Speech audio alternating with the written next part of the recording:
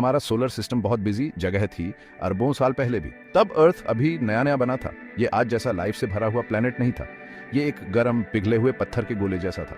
अर्थ के साथ सूरज के चारों तरफ घूम रहा था थिया। साइंटिस्ट को लगता है कि थिया मार्स के जितना बड़ा था। सूरज के चारों तरफ उसका अपना रास्ता था, बिल्कुल अर्थ की तरह। शुरुआती सोलर सिस्टम बहुत ही अजीब जगह थी। प्लैनेट्स अभी भी अपने ऑर्बिट में सेटलिंग कर रहे थे। ग्रेविटी हर चीज को अपनी तरफ खींच रही थी। इसी खिंचाव की वजह से थिया अर्थ के खतरनाक तरीके से करीब आ गया। उसके बाद जो हुआ वो एक बहुत बड़ा कॉस्मिक क्रैश था। सोचो कि दो गाड़ियां बहुत तेज रफ्तार में एक दूसरे से टकरा जाती है। अब सोचो कि वो गाड़ियां असल में प्लैनेट्स हैं। थिया जब अर्थ से टकराया तो कुछ ऐसा ही हुआ था। ये कोई छोटा मोटा एक्सीडेंट नहीं था, ये तो प्लैनेट जितना बड़ा टक्कर था। साइंटिस्ट इस इवेंट को जायंट इंपैक्ट हाइपोथेसिस कहते हैं। ये इंपैक्ट बहुत ही ज्यादा पावरफुल था।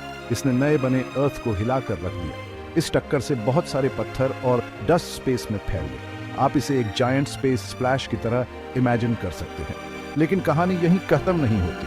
ये कॉस्मिक क्रैश अंत नहीं था, ये तो कुछ नया शुरू होने जैसा था। इंपैक्ट के बाद अर्थ और थिया का मलबा ऐसे ही नहीं फैला रहा। ग्रेविटी ने उन सबको एक साथ पकड़ के रखा। ग्रेविटी एक अदृश्य शक्ति की तरह है जो चीजों को एक दूसरे की ओर खींचती है। इसने उस सारे स्पेस डिब्री को अर्थ के चारों ओर एक रिंग में खींच लिया।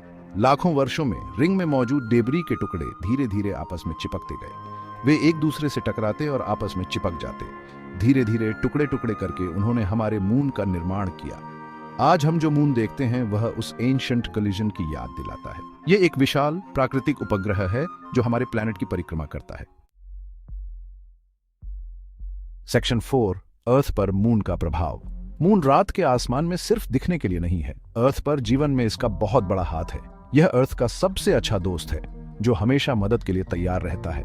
मून जो सबसे महत्वपूर्ण काम करता है वह है अर्थ के रोटेशन को स्टेबल करना। एक घूमते हुए लट्टू की कल्पना करो। जैसे जैसे यह धीमा होता है यह डगमगाने लगता है। अर्थ उस लट्टू की तरह है और मून की ग्रेविटी उसे ज्यादा डगमगाने से बचाती है। इससे हमारा क्लाइमेट स्टेबल रहता है। मून टाइड्स का भी कारण बनता है। मून की ग्रेविटी समुद्रों को अपनी ओर खींचती है जिससे वे मून के सबसे निकट और मून से सबसे दूर वाले हिस्से पर फूल जाते हैं। ये बल्जेस ही हैं जिन्हें हम हाई टाइड्स के रूप में एक्सपीरियंस करते हैं। सेक्शन 5, मून के रहस्य। भले ही हम आसमान में मून को देख सकते हैं लेकिन यह अभी भी कई रहस्यों को समेटे हुए है। यह एक जायंट पजल की तरह है जिसे साइंटिस्ट्स अभी भी सुलझाने की कोशिश कर रहे हैं। मून के बारे में सबसे दिलचस्प चीजों में से एक यह है कि यह रिफ्लेक्टेड लाइट से चमकता है। मून का अपना प्रकाश नहीं होता है। हम जो प्रकाश देखते हैं वह सूर्य के प्रकाश का उसकी सतह से टकराकर वापस आना है। अर्थ के विपरीत मून का एटमॉस्फेयर बहुत पतला है। इसका मतलब है कि वहां सांस लेने के लिए हवा नहीं है और सूर्य की रेडिएशन से कोई सुरक्षा नहीं है। मून की सतह क्रेटर्स से भरी हुई है। ये क्रेटर्स अरबों वर्षों में एस्टेरॉइड्स और कॉमेट्स के मून से टकराने से बने हैं।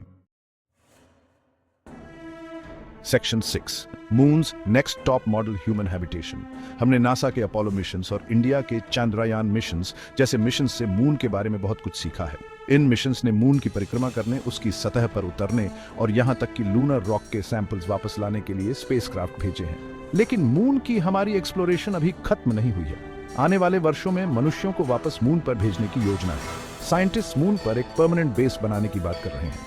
कल्पना कीजिए कि मनुष्य मून पर रह रहे हैं और काम कर रहे हैं। यह साइंस फिक्शन जैसा लगता है लेकिन यह हमारे जीवन काल में ही हकीकत बन सकता है। मून हमारे सोलर सिस्टम के आगे एक्सप्लोरेशन के लिए एक सीढ़ी है। यह एक ऐसी जगह है जहां हम यूनिवर्स और उसमें अपने स्थान के बारे में और जान सकते हैं। तो अगली बार जब आप मून को देखें तो याद रखें कि यह सिर्फ एक सेलेस्टियल नेबर नहीं है। यह अर्ली सोलर सिस्टम का एक टाइम कैप्सूल है जो हमारे प्लैनेट और शायद हमारे भविष्य के घर को समझने की एक की है।